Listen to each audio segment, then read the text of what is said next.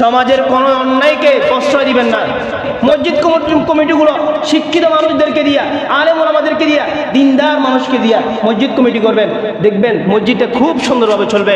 আর সমাজে যে সমস্ত পঞ্চায়েত আছে এগুলা বাংডিমার মতো হয়ে গেছে, এগুলা একদম পচে গলে নষ্ট হয়ে গেছে, এদেরকে আর সমাজের মধ্যে দরকার নাই। সৎ, নিষ্ঠাবান, যোগ্য মানুষ যারা কোনো গোষ্ঠ ছাড়া বিচার করবে। আমাদের এই অত্র এলাকাতে বিচার ব্যবস্থা একটা ছিল গত কিছুদিন আগেও, 5,000 টাকা গোল্ড লিফ 2 প্যাকেট ফকেটে ভরা ছাড়া কি বিচার কার্যক্রমে বসবে না। বিভিন্ন ফায়দারা করে করে এক একটা বিচারকে 20 দিন, 30 দিন, 40 দিন ঘুরাইতো, মাসকে মাস ঘুরাইতো কি ঘুরাইতো না। এই জন্য যুবক ভাই যারা আছেন উদ্যোগ নেন, যারা সৎ যোগ্য তাদেরকে সমাজের এই দায়িত্বভারটা উঠাই দেন, সমাজের দায়িত্বভারটা উঠাই দেন। এখন কেউ চোখ মোনা লাইব কি নাই, সিস্টেম নাই ইনশাল্লাহ। এই জাহেলি যুগে যেমন ছিল ওই রকম আমরা কাউকে ছাড় দিব না ইনশাল্লাহ, ঠিক আছে নি? হ্যাঁ, তারা আমাদের শিক্ষাখাত নষ্ট করতে চায়, তারপরে বিভিন্ন প্রকারের বিভিন্ন বিষয়গুলো আমাদের উপর চাপিয়ে দিতে চায়। আল্লাহর হাবিবের মাধ্যমে আল্লাহ তাআলা আমাদেরকে যে রহমত, যে মুক্তি দিয়েছেন, এটা একমাত্র ইসলামের দ্বারা সম্ভব। ইসলাম সব জায়গায় প্রতিষ্ঠিত হলে কোনো অনইসলামিক কর্মকাণ্ডের এখানে কি হবে না, জায়গা হবে না। এই জন্য আমরা সবাই ইসলামকে সামনে রাখবো ইনশাআল্লাহ, ঠিক আছে নে? আল্লাহুম্মা সাল্লি আলা মুহাম্মাদ ওয়া আলা আলি মুহাম্মাদ কামা সাল্লাইতা আলা ইব্রাহিম ওয়া আলা আলি ইব্রাহিম ইন্নাকা হামিদুম মাজিদ। اللهم بارك على محمد وعلى آل محمد كما باركت على إبراهيم وعلى آل إبراهيم إنك حميد مجيد। मोमिन जो फिदा नक्शे कफे फाए नबी हो, मोमिन जो फिदा नक्शे कफे फाए नबी हो ज़ेरे कदम आज भी आलम का खजीना, हो ज़ेरे कदम आज भी आलम का खजीना। সম্মানিত মুসল্লিয়ানে কেরাম, আমরা সর্বপ্রথম রব্বুল ইজ্জতের দরবারে লক্ষ কোটি শুকরিয়া আদায় করি, যিনি আমাদেরকে দুনিয়াবি ব্যস্ততাগুলোকে পিছনে রেখে রবিউল আউয়াল মাসের প্রথম জুমায় আগে আগে মসজিদে আসার বসার তৌফিক দিয়েছেন, সাথে সাথে কিছু কথা বলার ও শোনার তৌফিক দিয়েছেন। এই জন্য সবাই কালিমাতুশ শুকর আদায় করি আলহামদুলিল্লাহ। আমি যে আয়াতে কারীমা তেলাওয়াত করেছি, আল্লাহ তাআলা এই আয়াতের মধ্যে আল্লাহর হাবিবের কথা বলেছেন, ওমা আরসালনাকা ইল্লা রাহমাতাল লিল আলামিন। হে আমার হাবিব, আমি আপনাকে পুরা জাতির জন্য, পুরা জাহানের জন্য রহমত স্বরূপ প্রেরণ করেছি। যখন কোথাও অন্ধকার থাকে, অন্ধকারের পরে আলো আসাটা এটা রহমত, নেয়ামত। যদি কোথাও কোনো জুলুম থাকে, জুলুমের পর যদি ন্যায় প্রতিষ্ঠা হয় এবং জুলুম বিতাড়িত হয় এবং জুলুমের পরিবর্তে যদি ইনসাফ কায়েম হয়, এটা আল্লাহ তাআলার বিশেষ এক নেয়ামত, রহমত, সবার জন্য রহমত। আল্লাহর হাবিবের মাধ্যমে আল্লাহ তাআলা পুরা জাহান থেকে অন্ধকারকে দূর করেছেন। ব্যক্তি জীবন থেকে রাষ্ট্রীয় জীবন পর্যন্ত প্রতিটা সেক্টরে, প্রতিটা জায়গায় রন্ধ্রে রন্ধ্রে জুলুম, অত্যাচার, অমানবিকতা, তারপর বৈষম্য ইত্যাদি সব কিছু দ্বারা পুরা সমাজ, পুরা রাষ্ট্র, পুরা জাহান অন্ধকারে আচ্ছন্ন ছিল। আল্লাহ তাআলা রাসূল করিম সাল্লাল্লাহু আলাইহি ওয়াসাল্লামকে পাঠানোর মাধ্যমে আল্লাহ তাআলা সমস্ত অন্ধকারগুলোকে দূর করেছেন। এই জন্য আল্লাহ তাআলা আল্লাহর হাবিবকে সম্বোধন করে বলতেছেন, ওমা আরসালনাকা ইল্লা রাহমাতাল লিল আলামিন।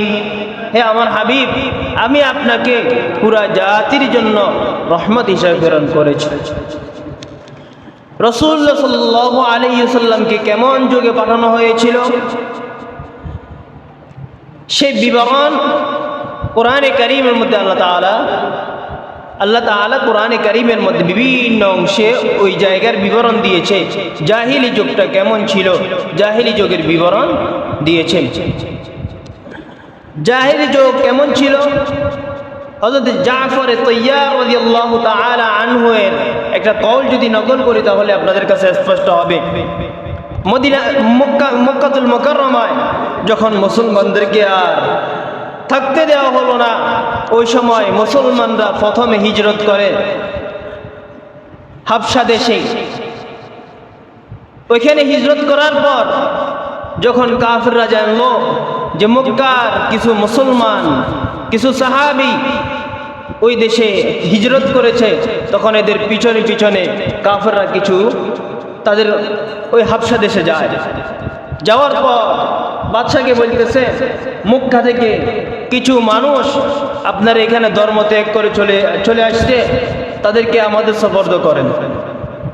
হযরত জাফর তাইয়ার রাদিয়াল্লাহু তাআলা আনহুকে বাদশা ডেকে বলল, হে মক্কার অধিবাসীরা, তোমরা মক্কা ছেড়ে এই দেশে হিজরত করার কারণ কি? তখন হযরত জাফর তাইয়ার রাদিয়াল্লাহু তাআলা আনহু উঁচু কণ্ঠে সুন্দর ভাষায়, সাবলীল ভাষায় মক্কাতুল মুকাররমার অবস্থানকে তুলে ধরলেন। আইয়ুহাল মালিকু ইন্না কওমান আহলা জাহিলিয়াতিন না'বুদুল আসনাম ওয়া না'কুলুল মাইতাত ونأكل الميتة ونأتي الفواحش ونقطع الأرحام ونسيء الجوار ويأكل القوي منا الضعيف فكنا على ذلك। হযরত জাফর তাইয়ার রাদিয়াল্লাহু তাআলা আনহু বাদশাকে বললেন, হে বাদশা, মক্কাতুল মুকাররমা থেকে আমরা এই জায়গায় হিজরত করার প্রধান কারণ কি জানেন? আমরা মক্কাতুল মুকাররমায় কি অবস্থাতে আছি, আপনি এই বিষয়টা আপনার কাছে আমরা স্পষ্ট করছি। এক নম্বর হলো, আমরা অন্ধকারাচ্ছন্ন একটা এলাকার মধ্যে বসবাস করতেছি। না'বুদুল আসনাম, আমরা নিজেরা তৈয়ার করে নিজেরাই ইবাদত করি,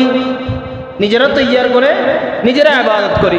আমরা যেখানে একটা সুন্দর পাথর দেখি, পাথরটাকে ইবাদত করা শুরু করে দিই। কোথাও একটা বড় বৃক্ষ দেখেছি, বড় সুন্দর বৃক্ষ দেখেছি, ওই গাছটাকে ধরে ধরে আমরা ইবাদত করা শুরু করে দিই। কোথাও অলৌকিক জিনিস দেখেছি, তাকে ইবাদত করা শুরু করে দিয়েছি।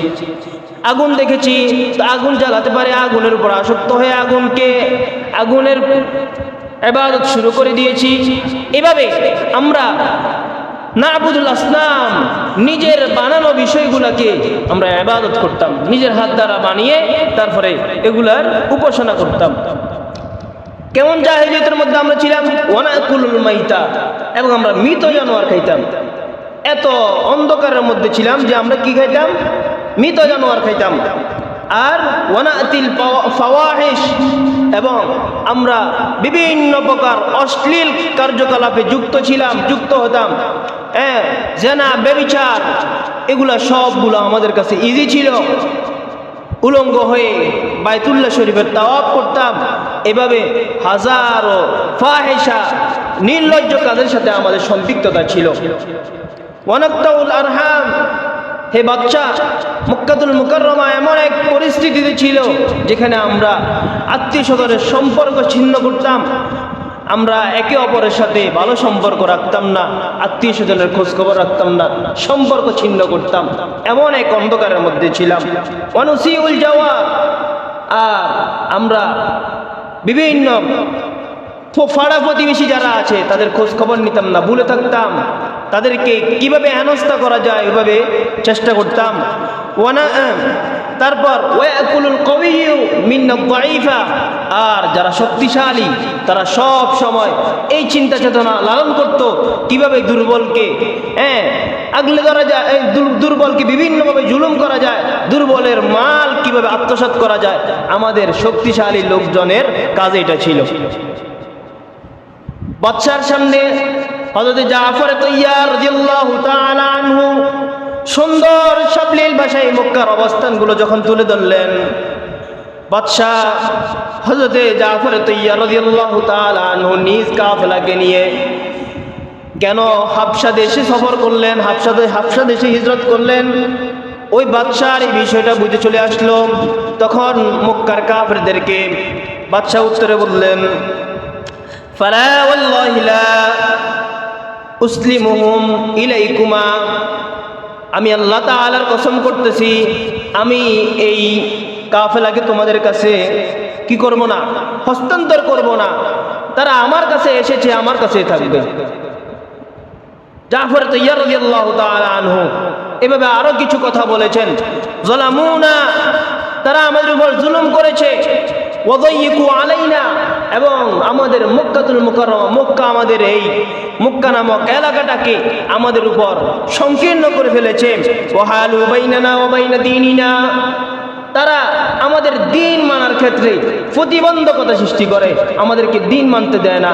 আমরা যখন সিজদায় যাই তো আমাদের মাথার উপর নাড়িভুড়ি চাপাইয়া দেয়। আমরা যখন দিনের দাওয়াত দিতে যাই তো আমাদের মুখের উপর থুতু নিক্ষেপ করে। এভাবে হাজারো কষ্ট আমাদের জন্য, খাদ্য ইত্যাদি তারা বয়কট করে ফেলে, আমাদেরকে নিঃসংকোচে চলতে দেয় না, আমাদের উপর বিভিন্ন জুলুম করা শুরু করে, আমাদেরকে গরম বালুর মধ্যে, রৌদ্র তাপের মধ্যে শোয়াইয়া আমাদের উপরে পাথরের চাপা দেয়। হাজারো কষ্ট ইত্যাদি আমরা সহ্য করে এখানে আসতে বাধ্য হয়েছি। খরাজনা ইলা বিলাদিক, আমরা এই জন্যই আপনার দেশে চলে এসেছি। এবার বাদশা তাদেরকে বলতেছে, ফালা ওয়াল্লাহি লা উসলিমুহুম ইলাইকুমা, হে মক্কার কাফেররা শোনো, যত কিছুই করো না কেন আমি এই মুসলমানদেরকে তোমাদের কাছে সুপর্দ করব না। দেখেন কেমন এক অন্ধকারচ্ছন্ন জায়গার মধ্যে আল্লাহ হাবিব সাল্লাল্লাহু আলাইহি সাল্লামকে পাঠিয়েছেন। এবার হযরত জাফর তাইয়ার রাদিয়াল্লাহু তাআলা আনহুকে বাদশাহ জিজ্ঞাসা করলো, এখন তোমাদের নবী তোমাদেরকে কি কি আদেশ দেয়? তো হযরত জাফর তাইয়ার রাদিয়াল্লাহু তাআলা আনহু বললেন, হে বাদশাহ, আমাদের নবী আমাদেরকে এক আল্লাহকে মানার জন্য আদেশ দেন। কয় আল্লাহ? এক আল্লাহকে মানার জন্য আদেশ দেন। আমাদের নবী আমাদেরকে জুলুম নির্যাতন করার জন্য নিষেধ করে, কোনো ফাহিশা নির্লজ্জ কাজ করার জন্য নিষেধ করে, এতিমের মাল ভক্ষণ করা থেকে নিষেধ করে। আর কি কি করে? আমাদের নবী আমাদেরকে আদেশ করে যে তোমরা আত্মীয় স্বজনের সাথে সম্পর্ক ভালো রাখবে, গরিব ধনী সবাই কোনো ভেদাভেদ নাই, একে অপরের সাথে মিলে ভালোবাসা রেখে চলবে, একে অপরের উপর কোনো জুলুম করবে না, নিজের আত্মীয় স্বজনের খোঁজখবর নিবা, নিজের প্রতিবেশীর উপর জুলুম করো না, নিজের প্রতিবেশীর সাথে ভালো সম্পর্ক রাখবা। আমাদের নবী আমাদেরকে এগুলোই শিক্ষা দেয়। বাদশার আর কোনো সন্দেহ আছে? বাদশা রাষ্ট্রীয় মেহমান হিসাবে সাহাবায়ে কেরামকে ওইখানে জায়গা দিয়েছে। আল্লাহর হাবিব সাল্লাল্লাহু আলাইহি সাল্লাম এমন এক অন্ধকারাচ্ছন্ন জায়গার মধ্যে আল্লাহ তাআলা পাঠিয়েছেন। জাহেলি যুগে বিশেষ করে কি কি ছিল? এক নম্বর শিরক ছিল। ওয়ায়াবুদুনা মিন দুনিল্লাহ মা লা ইয়াদুররুহুম ওয়া লা ইয়ানফাউহুম।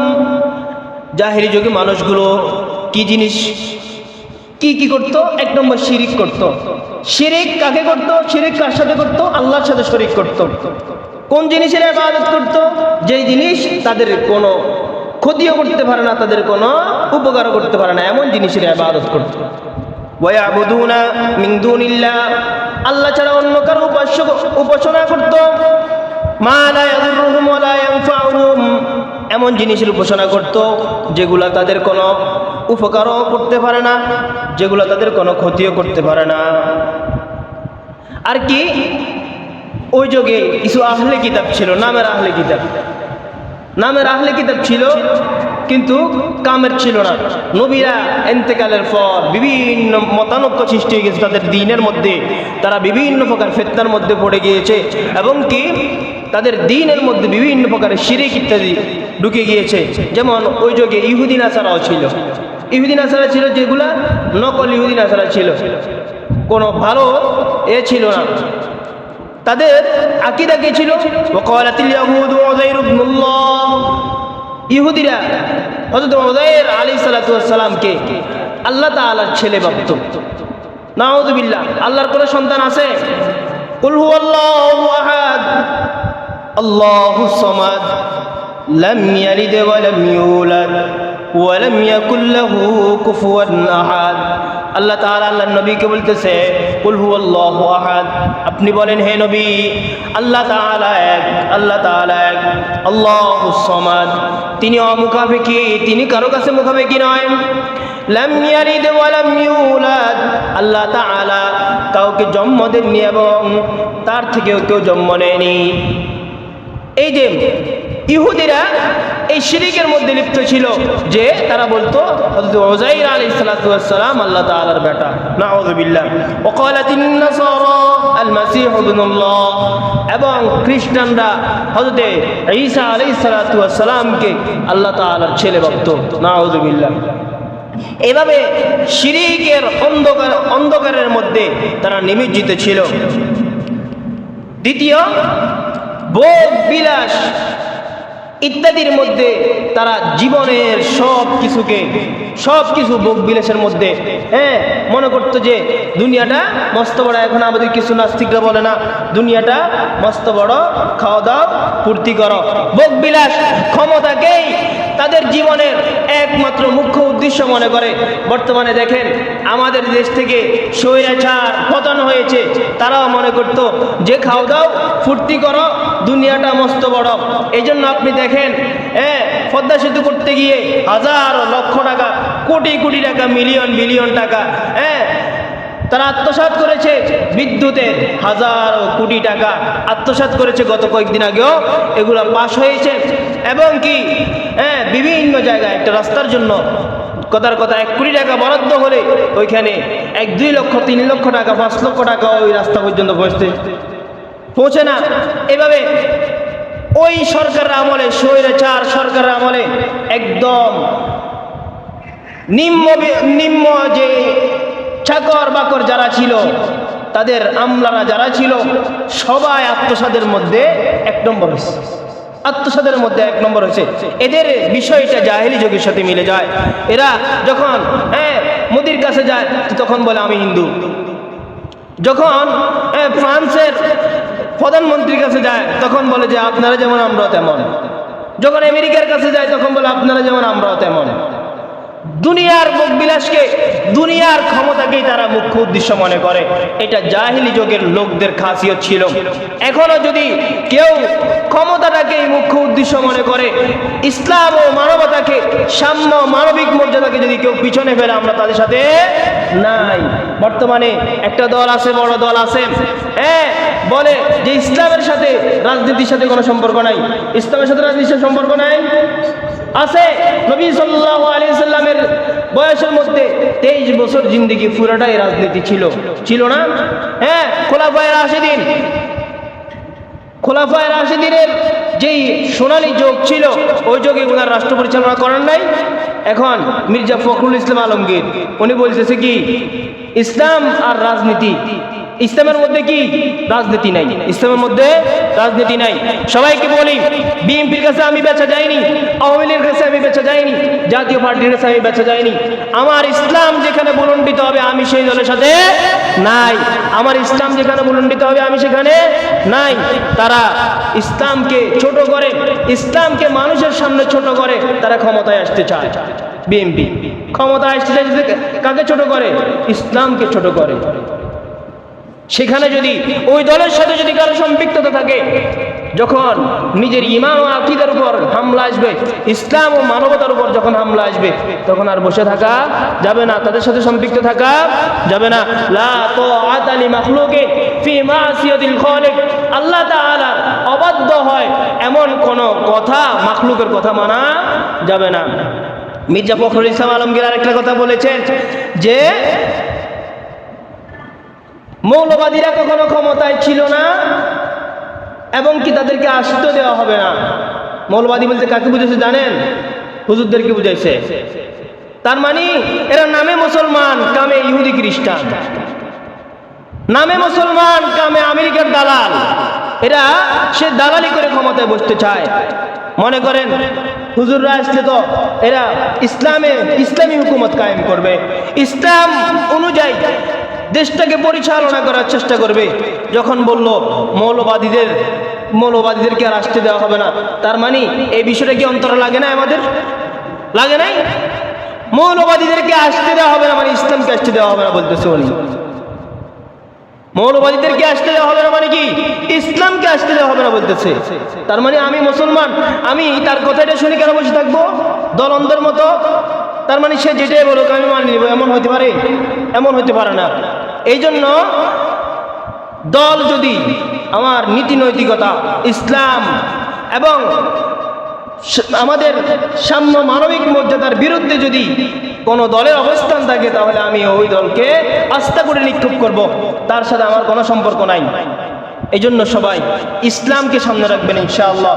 হ্যাঁ, দেখেন আপনার গত স্বাধীন হয়েছে আজকে 1 মাস, 1 মাসের ইতিহাস যদি আপনি তাকান, ডাক বাংলাতে লক্ষ লক্ষ টাকা অনেকজন চাঁদাবাজি করেছে। আমাদের কাছে খবর আসছে হাতিয়াতে লক্ষ লক্ষ টাকা, কোটি কোটি টাকা চাঁদাবাজি হয়েছে, আমাদের কাছে খবর আসছে।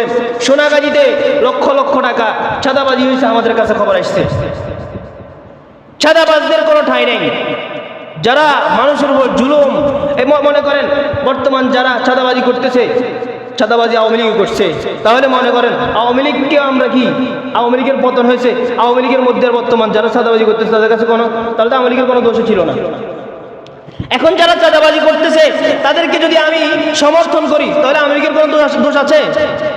এখন যারা বিভিন্ন প্রকারের অন্যায়ের সাথে, যেমন এই ত্রাণ নিয়ে কত কিছু হয়েছে, বিভিন্ন দূর এলাকা থেকে ত্রাণ নিয়ে আসছে। যেমন একটা পোস্ট করছে একজনে, মতিগঞ্জ আমরা গিয়েছিলাম, মতিগঞ্জের মধ্যে আমাদেরকে একটা দূর এলাকাতে নিয়ে আমাদের সমস্ত ত্রাণগুলো চিনিয়ে নেওয়া হয়েছে, আমাদের টাকা পয়সা সবগুলো আত্মসাৎ করে আমাদেরকে বাড়িতে পাঠা দেওয়া হয়েছে। বুঝছেন নাকি? এভাবে এই জন্য বলতেছি সবাই চোখ কান খোলা রাখবেন। আজকে আপনাকে বিভিন্ন মিঠা মিঠা কথা বলে, বিভিন্ন প্রতিশ্রুতি দিয়ে আপনার থেকে ভোটটা নিবে, তারপর যখন ক্ষমতায় চলে যাবে তখন ইসলামকে বুলণ্ডিত করবে, রসুলকে গালি দিবে, তাদের মুখ দিয়ে একটা কথা বাইর হবে না, জবাব বাইর হবে না। তারা আমেরিকাকে খুশি করার জন্য চুপচাপ বসে থাকবে। ফিলিস্তিনে গণহত্যা হবে, বাইতুল মুকাদ্দাসের উপর হামলা হবে, ইসরায়েলি সেনারা নির্মমভাবে গণহত্যা চালাবে, এটার কোনো বিরোধিতা তারা করবে না। এই জন্য আমাদের উচিত যারা ইসলাম ও মানবতা বিরোধী তাদেরকে এড়িয়ে চলা। আমি কোনো দলের কাছে বিক্রি হই নাই। এই জন্য সবাই ইসলামকে প্রাধান্য দিবেন। কাকে প্রাধান্য দিবেন? ইসলামকে প্রাধান্য দিবেন। আমাদের দেশ পাকিস্তান থেকে স্বাধীন হয়েছে আজকে 52-53 বছর হয়ে যাচ্ছে, আমরা ইসলাম দেখি না, বাকি সবগুলা দেখেছি। ইসলাম দেখি নাই, বাকি সবগুলা দেখেছি। মনে করেন আফগানিস্তান স্বাধীন হয়েছে আজকে কয় বছর? মাত্র কয়েকটা বছর, হাতে গোনা।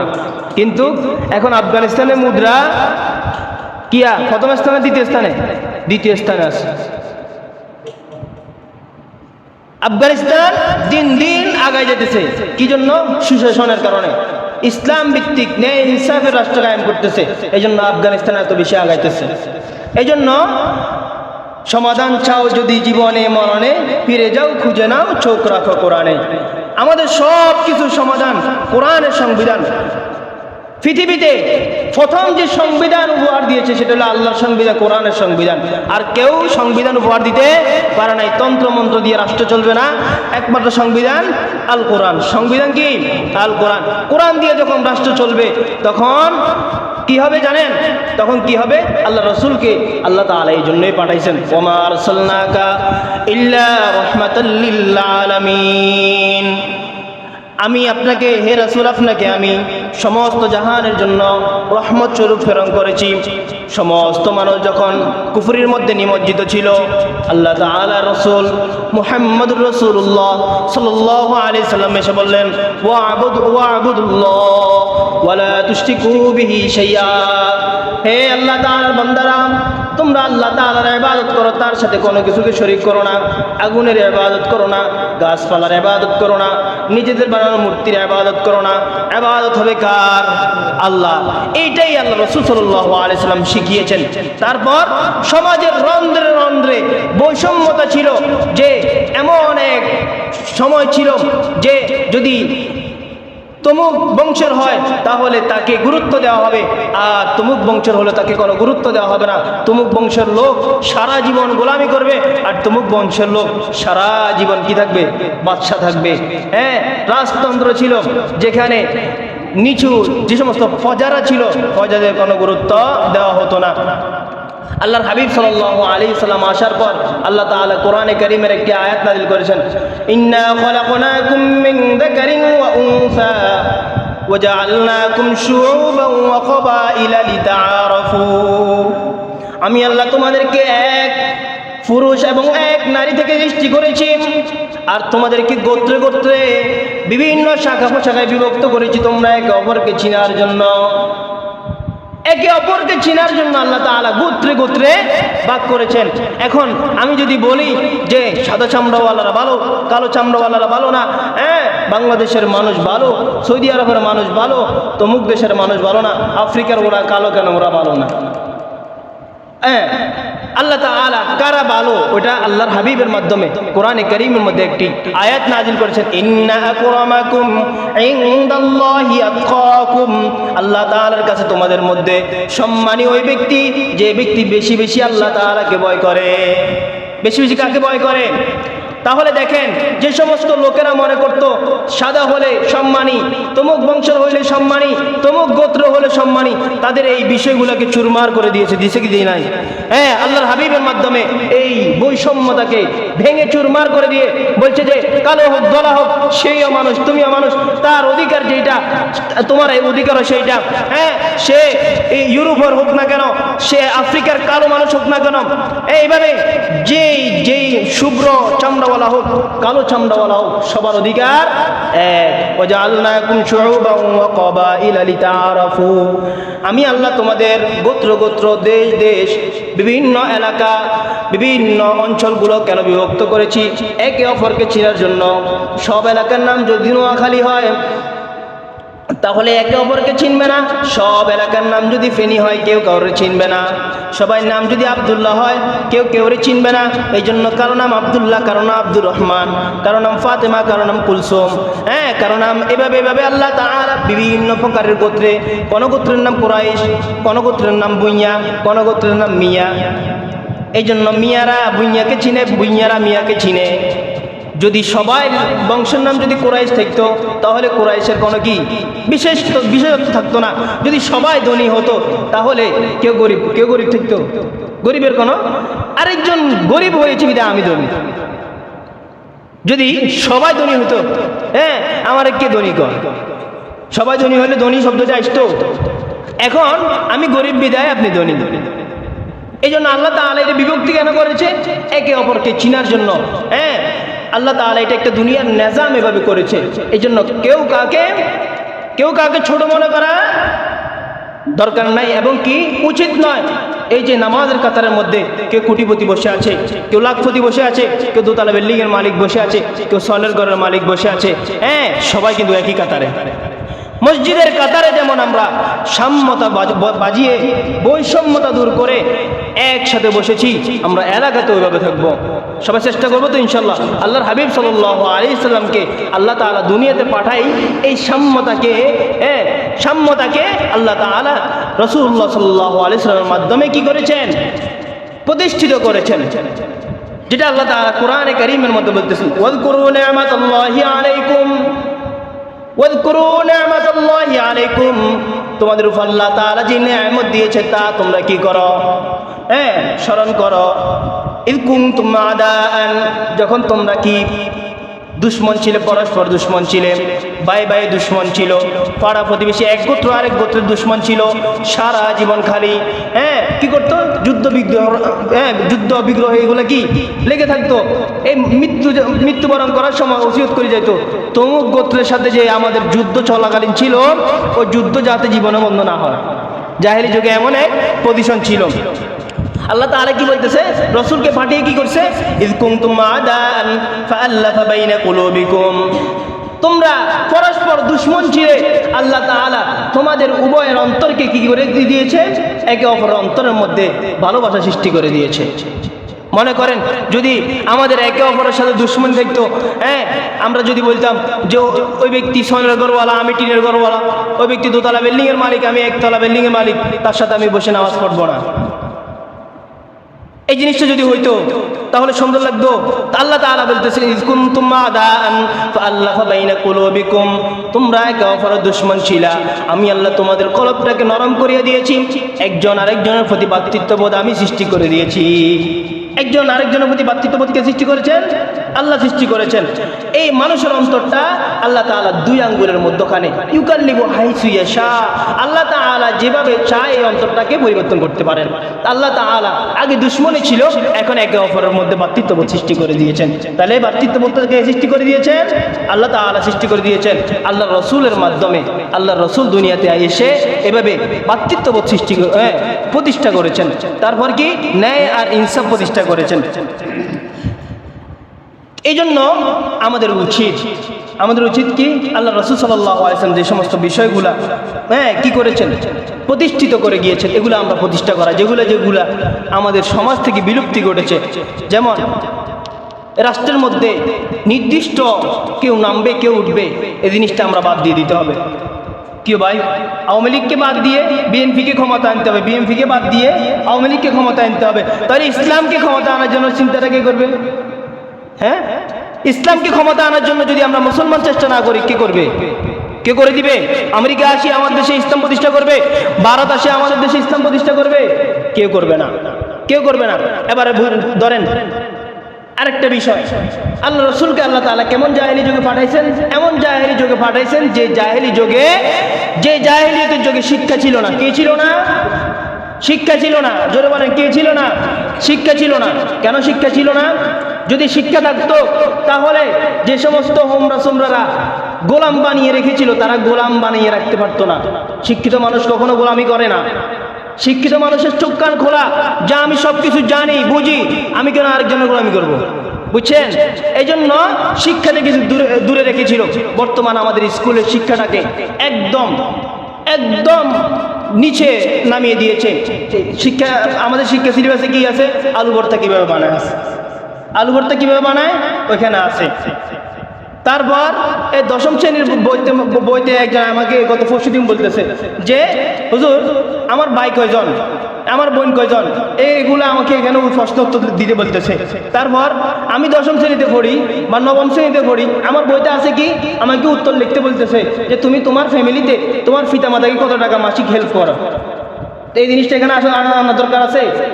এভাবে বিভিন্ন সিলেবাসের মধ্যে প্রথম কথা হলো আল্লাহ রসুলের জীবনী বিলুপ্ত করা হয়েছে, সাহাবাদের সোনালী যুগের ইতিহাসগুলোকে বিলুপ্ত করা হয়েছে। কেন বিলুপ্ত করা হয়েছে? মুসলমান যাতে ওই সমস্ত ইতিহাস থেকে চার্জ নিতে না পারে। সাহাবাদের ইতিহাস যদি কেউ পড়ে ঈমান তাজা হয়, রসুলের ইতিহাস যদি কেউ পড়ে অনিচ্ছাকৃত ঈমান তাজা হয়। সোনালী যুগের ইতিহাস যদি কেউ পড়ে, তাকওয়ার ইখলাসের ইতিহাসগুলা, সোনালী যুগের সাম্য মানবিক মর্যাদা যেভাবে খোলাফায়ে রাশিদিন প্রতিষ্ঠিত করেছে, এগুলার ইতিহাস যখন মুসলমানের সন্তানরা পড়বে তখন আমেরিকাকে সাইডে জায়গা দিবে না, ভারতকে সাইডে জায়গা দেওয়ার সময় নেই, লন্ডনকে সাইডে জায়গা দেওয়ার সময় নেই। এই জন্য সবাই চক্রান্ত করে আমার দেশের ছাত্রদেরকে পঙ্গু বানানোর অর্থাৎ মূর্খ বানানোর জন্য একটা ফায়দারা চালিয়েছিল। এই জন্য বর্তমান শিক্ষা ব্যবস্থাকে বারবার আমরা হুজুররা বিভিন্ন যেমন মোহাম্মদ সাহেব এভাবে আমাদের ইসলামী দলগুলো সব সময় এই জিনিসটা প্রকাশ করতেছেন যে আমাদের মুসলমানদের সন্তানকে কোনো নাস্তিক্যবাদী সিলেবাস পড়ানো যাবে না, আমরা পড়বো না। সবাই আওয়াজ তুলবেন, স্কুলে গিয়ে জিজ্ঞাসা করবেন এই বই আমি পড়াবো না। 10টা স্কুলে বয়কট করেন, দেখবেন অটোমেটিক গোটা থেকে ঠিক হয়ে যাবে। আপনার ছেলেকে আপনার রক্ত মাংস পানি করা টাকা দিয়ে নাস্তিক্যবাদী শিখাবেন? আপনাকে ঘরের মধ্যে ফেলাই যাব চাইতো না, একটু খবর নিবে না, একটু খবর নিবে না। তার মধ্যে দিন নাই, দিনদারি থেকে তাকে একদম দূরে রাখতেছে, দিনদারি থেকে একদম দূরে রাখতেছে। এই জন্য এই শিক্ষা জাহেলি যুগে রাসূলুল্লাহ সাল্লাল্লাহু আলাইহি ওয়াসাল্লামকে যে জাহেলি যুগে পাঠানো হয়েছে, ওই জাহেলি যুগের সিস্টেম কি ছিল? ওই সময় এই অশিক্ষিত থাকাটা, মূর্খ থাকাটা এটা তাদের ক্রেডিট ছিল। আর যে সমস্ত চামচারা ছিল, যে সমস্ত আমলারা ছিল, ওরা কি করতো? এই শিক্ষা ইত্যাদি শিক্ষা অর্জন করতে দিত না মানুষকে, শিক্ষা অর্জন করতে দিত না। কি জন্য দিত না? যদি কেউ শিক্ষিত হয়ে যায় তাহলে তাদের কি নেতৃত্ব কর্তৃত্ব বন্ধ হয়ে যাবে, তাদের নেতৃত্ব কর্তৃত্ব বন্ধ হয়ে যাবে, এই জন্য শিক্ষা অর্জন করতে দিত না। এই জন্য আমাদের যেমন মনে করেন আমাদের দেশে যদি ভালো চিকিৎসক না থাকে তাহলে আমি ভারত যাব। ভারত আমাদের দেশের চিকিৎসা সেবাকে ধ্বংস করার পিছনে এটা একটা কারণ আছে। সিঙ্গাপুরওয়ালারা আমাদের দেশে মনে করেন আমাদের চিকিৎসা সেবা যদি দুর্বল হয় আমরা চিকিৎসা সেবার জন্য ওইখানে যাব, তার মানে ওদের কি হবে? ওদের এটা দ্বারা ইনকাম হবে আর আমার দেশ পঙ্গু। আমার দেশে আমি আপনি দেশের জন্য ব্যাট যত রাজস্ব আসে সব কিছু দিতেছি, কিন্তু আমি অসুস্থ হয়েছি তো আমি হাসপাতালে বেড়ে কাতরাইতেছি, আমার যে ডাক্তারটা আছে ও আমার রোগ নির্ণয় করতে পারতেছে না। আমার দেশকে শিক্ষার ব্যাপারে পঙ্গু করার পিছনে এটা একটা ফায়দারা আছে। ভাই আমি গরিব মানুষ, দরিদ্র মানুষ, আমার 5,000 টাকা ইনকাম, আমি কি ভারত যেতে পারবো? চিকিৎসার জন্য যেতে পারবো না। আমার জন্য দরকার আমার দেশীয় একজন ভালো অভিজ্ঞ ডাক্তার। আমার দেশে যদি অভিজ্ঞ ডাক্তার থাকে তাহলে আমি কিছু টানি খিচি হইলেও চিকিৎসা সেবা নিতে পারবো। কিন্তু আমার আপনার দেশে উচ্চ শিক্ষা ইত্যাদির জন্য ব্যবস্থাপনা করতে দেয় না সেই ভারত, সেই আমেরিকা। কেননা তারা চায় আমার দেশে তাদের চিকিৎসকদেরকে কি দিতে, সাপ্লাই দিতে। যদি আমার দেশে তাদের চিকিৎসকদেরকে সাপ্লাই দেওয়া হয় তো আমার এখান থেকে ডলারগুলো তাদের ওইখানে যাবে, বুঝছেন? এই জন্য ছাড় দেওয়া যাবে না। বর্তমান যুবকরা জেগেছে, সবাই এখনো যারা ঘুমন্ত আছেন জাগেন। সমাজের কোনো অন্যায়কে প্রশ্রয় দিবেন না। ধর্ম উপদেষ্টা ডক্টর আফমা খালেদ সাহেব, সমস্ত উপদেষ্টাদের মধ্যে থেকে মাওলানা ডক্টর আফমা খালেদ সাহেব যোগ্য, জানেন না আপনারা?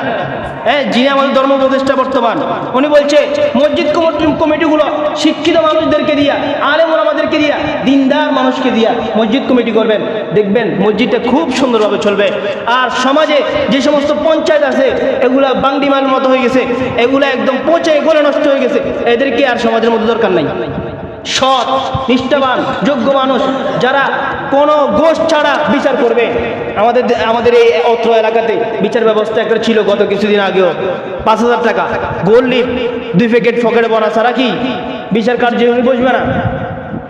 বিভিন্ন ফায়দারা করে করে এক একটা বিচারকে 20 দিন 30 দিন 40 দিন ঘুরাইতো, মাসকে মাস ঘুরাইতো কি ঘুরাইতো না।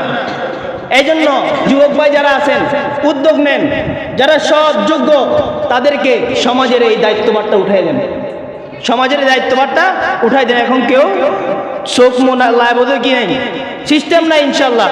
এই জাহেলি যুগে যেমন ছিল ওই রকম আমরা কাউকে ছাড় দিব না ইনশাল্লাহ, ঠিক আছে নে? তারা আমাদের শিক্ষাখাত নষ্ট করতে চায়, তারপরে বিভিন্ন প্রকারের বিভিন্ন বিষয়গুলো আমাদের উপর চাপিয়ে দিতে চায়। আল্লাহর হাবিবের মাধ্যমে আল্লাহ তাআলা আমাদেরকে যে রহমত, যে মুক্তি দিয়েছেন, এটা একমাত্র ইসলামের দ্বারা সম্ভব। ইসলাম সব জায়গায় প্রতিষ্ঠিত হলে কোনো অনইসলামিক কর্মকাণ্ডের এখানে কি হবে না, জায়গা হবে না। এই জন্য আমরা সবাই ইসলামকে সামনে রাখবো ইনশাল্লাহ, ঠিক আছে নে? আগামীতে ইসলামকে সামনে রাখবো এবং ইসলাম প্রতিষ্ঠা করার জন্য সবাই দোয়া করবো ইনশাআল্লাহ। দোয়া করবো তো ইনশাআল্লাহ? তাহলে আমি গরিব হিসাবে কখনো কি মাহরুম যাব না, মানুষ হিসাবে যত অধিকার সব পাবো ইনশাআল্লাহ। আল্লাহ তাআলা সঠিক কথাগুলো বুঝার এবং আমল করার তৌফিক দেন। আমার আজকের বয়ান দ্বারা কেউ কোনো ফিতনা সৃষ্টি করবেন না। বুঝানোর জন্য কোরআন ও হাদিসে যে সমস্ত কথাগুলো আছে এগুলা বুঝানো আমাদের জিম্মাদারি, এই জন্য এগুলো বললাম। আল্লাহ তাআলা সবাইকে বুঝার এবং আমল করার তৌফিক দেন।